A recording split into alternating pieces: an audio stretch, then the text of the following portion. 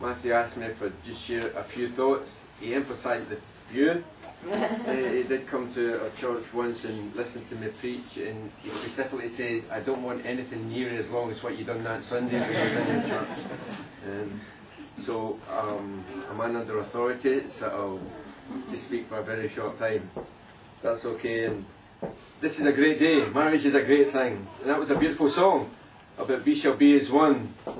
Marriage is about two people becoming one.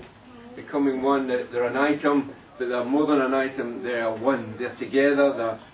We talk about better halves, but the reality is, once we are joined in matrimony, we become one identity. It's not just Samantha taking on a name, she's taking on a person, and they become one. And love in marriage, the old song says that love and marriage go together like a horse and carriage. Now the reality is that's not always the case. There are people married for different reasons, but I'm convinced that Matthew and Samantha are very much in love. We spoke with my wife, and I spent a few times talking with them, and it was very evident they love the half of one another. That they're very much in love, and we can honestly say in this case that love and marriage are connected and do go together as they come together to share the rest of their lives. But I was thinking in marriage and thinking love is connected with marriage, and every marriage should have love in it. That is the real reason for marriage, is love.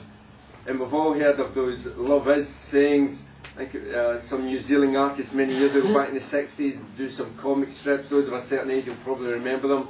They're maybe still in the go, but they were big back in the 60s and 70s.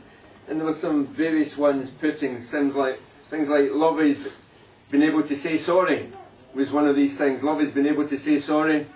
Let me just say, love in marriage, you have to say sorry at times, but don't have the word but after it. It's not I'm sorry but, because that means little, very much. But so often we hear, I'm sorry, but it was your fault. Really, that is not real sorry. And many others have said things about what love is. Some cynics have said, love is an ideal thing, marriage is the real thing. We trust that your marriage is ideal. Some have said that, and I didn't say this, please forgive me, love is a delusion that one woman differs from another. Matthew has found that there is one woman who differs from all others in his life, and Samantha is one woman who is completely different from others. Some have said that love is a temporary insanity curable by marriage. We trust that is not something you find out. Others have said more serious things, like love is a condition in which the happiness of another person is essential to your own. And that is true. Because I found in my marriage, I'm sure most married couples, if your other spouse is not happy, then you're not as happy as you can be. Because their happiness is important to you. Some have said love is more than 3 words mumbled before bedtime. Love is sustained by action, a pattern of devotion in the things we do for each other every day.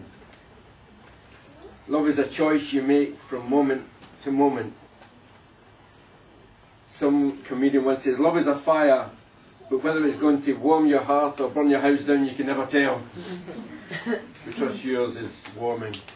And in the fire theme, someone also says, love is like a campfire.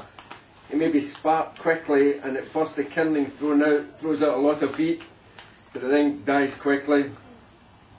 But for a lasting, long marriage and steady warmth, with delightful bursts of intense heat from time to time, you need to tend to the fire on a regular basis. Many people have said, love is this, love is that, love is the next thing.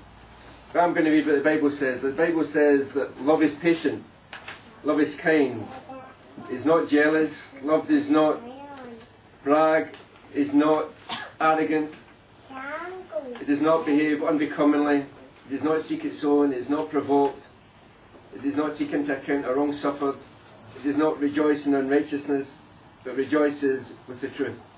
It bears all things, it believes all things, hopes all things, endures all things. Love never fails. 3 things I want to very briefly mention about that before you panic. Matthew, very briefly. First of all, love is. And today demonstrates that love is in existence. Love is still in existence in the world. But the thing about love is, it has to be acted out in the present tense. And you're just starting off in your married life, and sometimes it's great to have dreams and plans and look to the future and say, oh, when that happens, or we can't wait till this happens, or we plan ahead. I want to encourage you, live in the present tense. Always live in the present tense. And sometimes it says, oh, when you do that, or if you do that for me in the future, then this will happen.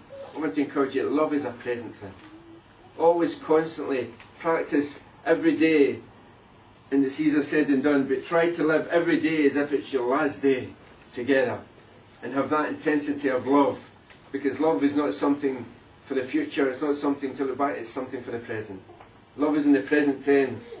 Always live in the present tense. Live loving every day in life, and make the choice to love every day in life. Some days it's not easy, but you have to make the choice to live in the present and love in the present. But the problem with love is it's practical. I think it was Paul McCartney had a song that said the world is full of silly love songs. And the reality is we can sing a lot about love, and we can talk romantic about love, and we can sing romantic songs about love. But the reality is love is worked out on a practical basis. Love is not just singing a song, it's not just a nice feeling and emotion. And I listed some of the qualities there of what love is. The problem is of that love, of that practical love is, it has to be demonstrated to someone else. It says love is patient. That tends to mean that you're waiting on something or somebody else. Love is kind means it's outward to somebody else. Love is practical. Love is not just talking. Love is being kind. It's acting in an appropriate manner. It is keeping no record of wrong. It has been practical, demonstrating love. Because the reality is, and I don't want to disillusion you, Matthew, but there'll be some mornings when Samantha's not quite as beautiful as she is this morning, I would say. She won't always wake up as glorious and as radiant as she is today. Samantha, there'll be times when Matthew's probably not as well-groomed or as mannerly and complimentary as he is today. But the reality is, you still need to practically show love to one another. You have to demonstrate love to one another. You have to act it out in a practical basis. Because love is not inward, it is outward, and it is giving to other people. The Bible says that God so loved the world that He gave His only Son, that whoever believes in Him should not perish, but have everlasting life. But God loved, so He gave Himself. And the thing about love is, it is a relationship thing. It's not a set of rules. We are given vows, acknowledged vows. We will sign register today, and these are legal requirements. But if your marriage is based on legal requirements, it is doomed to failure. Because love is not a written thing, it's a relationship issue. And just like with God gave His Son, but the way to enjoy that relationship is to enter into a relationship with Him. That's the only way you get the benefits of the love of God. And the love you have for one another, the way to enjoy that is to enter into that relationship with your friend today. But love is practical. There will be times when you won't feel like loving. You might love to hit, but you might not love the way you should. Don't hit him, keep loving him. Be practical. To make sure you practically demonstrate love. Because words are not enough. Words are great to tell each other you love each other. But put into practice that love on a daily basis. God loves us and He practically does something about it, so that we can respond to Him and see that benefit. We practically demonstrate the love. Because the reality is, love is powerful. The Bible says that love never fails. There will be times when you will fail one another. There will be times when parents, family might fail you. Don't tell them I said that. There will be times when your parents, maybe even your friends, will let you down. But love never fails. Love will always come through in time. Love is present tense. Love is practical. And love is powerful. We want you to have the greatest love relationship that's ever had. I'd be remiss in me to say, in all these things that I mentioned, the Bible says that God is love. If you bring God into your life, you bring love in. God practically demonstrates his love, and God is all powerful. The Bible says God is love, so he will never fail. So I will encourage you, love one another. Tell each other you love each other on a daily basis. Practically demonstrate that love to one another. Give to each other.